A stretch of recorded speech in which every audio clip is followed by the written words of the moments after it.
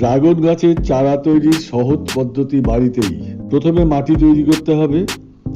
মাটিতে গোবর সার ও কিছুটা ব্যবহৃত ডিমের খোসার গুঁড়ো ভালো করে মিশিয়ে রাখলাম। একটা ছোট প্লাস্টিকের প্যাকেটে এই মাটি অর্ধেক ভর্তি করে রাখলাম। এবার একটা ড্রাগন গাছের ঝুঁকে পড়া ডাল কিছুটা ব্লেড বা ছুরি দিয়ে কাটলাম। ডালের মোটা অংশের দিকে প্রায় 3 ইঞ্চি মতো সবুজ অংশটা ব্লেড দিয়ে চেঁচে ফেললাম।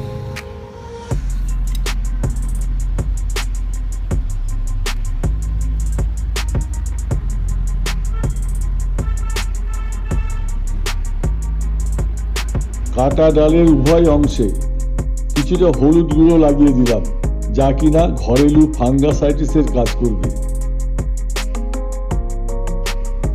ড্রাগন গাছের ডালের ভেতরের কঠিন ও শক্ত অংশটা আগে থেকে কাটা অ্যালোভেরার ডালের জেল লাগিয়ে দিলাম এবং কিছুক্ষণ রেখে দিলাম।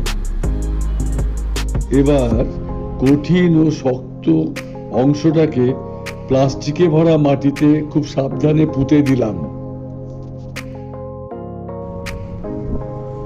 আরো কিছুটা মাটি প্লাস্টিক প্যাকেটে ডালের গোড়ায় দিলাম ও জল দিয়ে মাটি ভিজিয়ে দিলাম।